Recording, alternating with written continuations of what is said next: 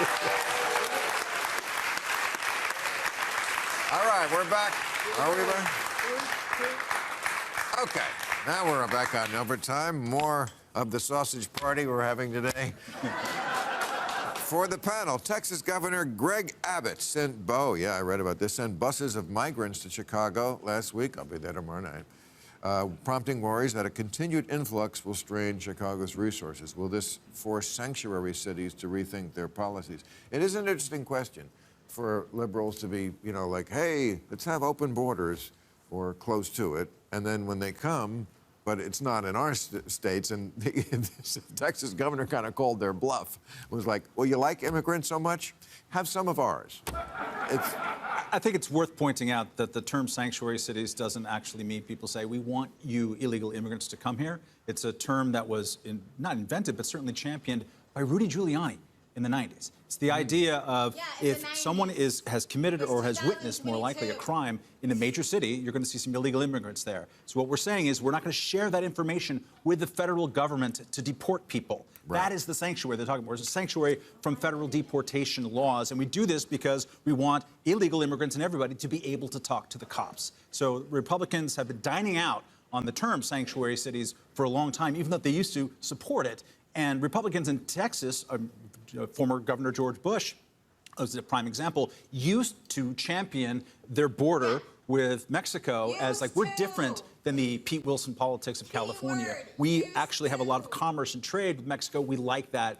I lament that Republicans no longer have that spirit that you used to see in the Bush family and with Ronald Reagan, too, about welcoming immigrants. But that's not really what this is about, is it? I'm glad it seems like Bill Maher is going to correct him, because that's exactly that's not what this is about. That was a very well-polished, politician answer that he gave. That was absolutely bullshit. It had nothing to do with what Bill Maher actually said, and doesn't even reside in actually today's current state when it comes to the immigration policies of the left, of the progressive left, of the far left, right? The idea that Republicans and conservatives no longer champion immigration is utterly bullshit. They champion legal, fair, and safe immigration. They don't champion open borders or illegal immigration. That is a complete false statement. Like, I hate when people say that, like, oh, America hates immigrants, right? But America has one of the biggest immigrated population in the fucking West. For a country that hates immigrants so much, why are there so many immigrants in America? Duh.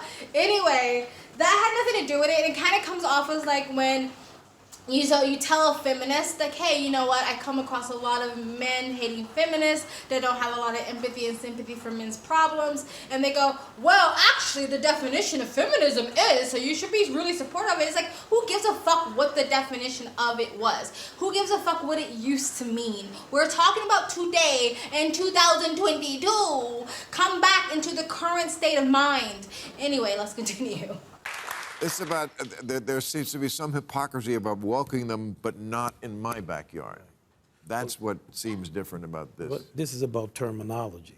Okay, before we get into the terminology part of it, I know I just stopped in and I'm talking it again, bear with me. This is true. A lot of people who champion open borders or champion more and more illegal immigration are people who don't have to deal with the ramifications of overcrowded neighborhoods and overcrowded schools and jobs being taken away, because now employers can pay people less and under the table than they would if you were an American citizen or a legal immigrant, right?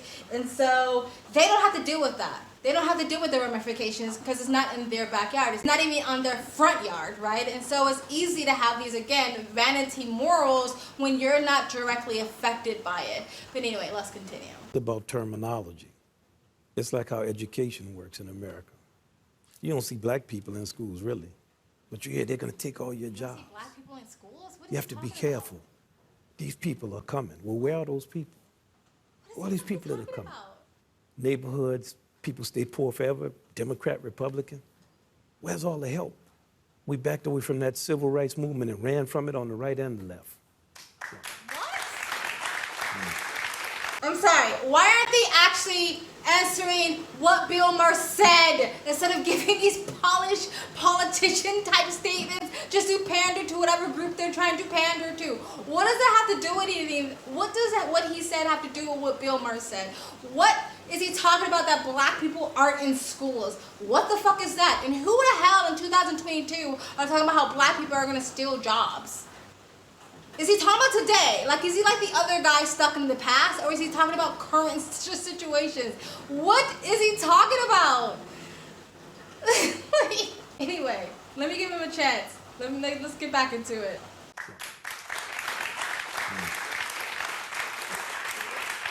Where we have all these geniuses. Where's the lower class economic infrastructure that brings blood to fingers and toes? Oh, your finger, too bad. This is only for the heart. But we're good with terminology.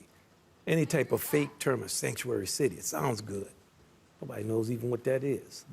Then the expert tells you what it is, and you're going, oh, okay, that's good to know.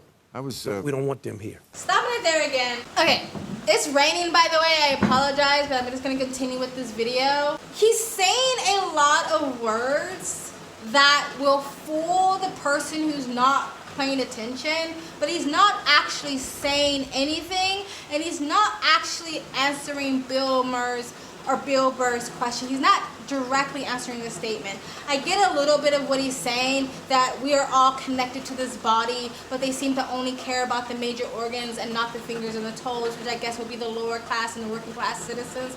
I get kind of what he's saying. I get that he's saying that, yeah, the word sanctuary sounds good, but they're not actually helping these people. There's not a really good lower income infrastructure to help these people out of their situation. But guess what doesn't help? Not fixing the situation and then adding more problems onto the situation. So if you have a large portion of people in the lower class that are struggling and you don't help them, but then you bring more people into that community that also needs assistance, that's not fixing the infrastructure. So what you should do is first fix the infrastructure, and then once it's fixed, once it's good, once it's efficient and it's running smoothly, then maybe you can bring more people in. So what you should do is probably close the borders, close them into illegal immigrants, and say, okay, we need to put a halt to this. We need to fix our lower income infrastructure, get these people back up and running, get them jobs, get the economy fixed, get them housing, get them help, and then when that is good, we can bring more people in. Fix what's at home first, right? I think that's where he was going, but the way he was saying it sounded like a lot of word salad BS bullshit, but let's continue. Back east recently, first we landed in Newark and drove through. I never drove through Newark. And then we were heading toward the hotel in New York. So we drove through Newark, and then we drove up like Madison Avenue. And it was like, talk about two different worlds. Where's the economic infrastructure for lower class people from all the geniuses who come up with systems? Where is it? Well, my question is like, the reason why Bill Maher is repeating his question, because no one's answered it yet. But let's continue. I so understand the cynicism of people, because it's what you just said about Democrat, Republican. That's I fake. mean, it doesn't seem to change no matter who's in office. I sort of understand why people just want to break shit. Stealing money is the only thing that remains. Agree with that. And the thing we have to do is not confuse corruption with the systems that are corrupted. It's like somebody say, well, I don't like religion because priests do this or this. It's not the religion that's doing it. When people first started taking photographs, it was always of naked people. So people were against photography. Oh, we can't have this photography. It's not the photography. So we have to, it takes a lot of integrity to have a democracy. And we're very short on that. All right, stopping it there. I agree what he said about stealing money is the only thing that matters these days. I agree with that, and I also agree with people have to understand that just because someone who is corrupted enters a institutional system doesn't mean the institutional system itself is corrupted, right? It's kind of like capitalism. There is corrupted crony capitalism. That doesn't mean capitalism as a whole is bad. The same thing with religion, churches, schools, any type of institution. It can be corrupted, but doesn't mean the institution itself or the idea itself is corrupted. You know what I mean? You have to like kind of divide it, right? And so I got what he was saying, but it just like the way he said it, I'm pretty sure a lot of people in his circles think he's super, super smart, but I don't know, I just felt like people weren't really answering the question of why do progressive cities and states champion the idea of open borders. Bring them. We want you here so badly. We want to help you because we are just bleeding heart progressives. We are the virtuous and righteous ones. But then when you bring them there, it's like, oh shit, never mind.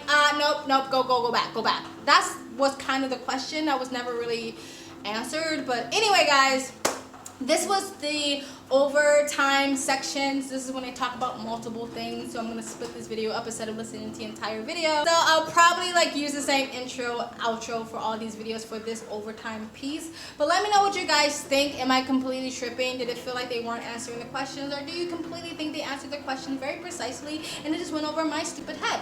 Let me know. Let me know what you think about the immigration policies, illegal immigration policies, sanctuary cities, how it's affecting the economy, how it's affecting the country, how it's affecting the lower income communities. Let me know in the comment section below. Please like, comment, and subscribe. Hit that bell to get notifications when I do upload. All of that really does help with the algorithm, guys. And if you'd like to support the channel even further, you can donate. A PayPal me link is in the description box below, also in the comment section. Of course, it helps, but you don't have to. You can just like, comment, and subscribe. Another great way to support this channel is either join my brand new membership program, different levels, different tiers, different perks, or you can visit my brand new merch shop. Links down below, and links to all of the attorney platforms I'm on, my socials, including my Twitter, other ways to support me, and other ways to contact me for business is always in the links down below. And if you like, you can super thanks. I also have a second travel vlog channel. I travel as a lifestyle. I live abroad. If you'd like to know where I am in the world, you can go to the description box below. Also in the comment section, hit the link. Go subscribe to my travel vlog channel and or follow me on my travel Instagram. My stories is usually what's most up to date. And I'll have all my other YouTube channels, links down below. Go subscribe, go support, and you guys have an amazing day. Bye.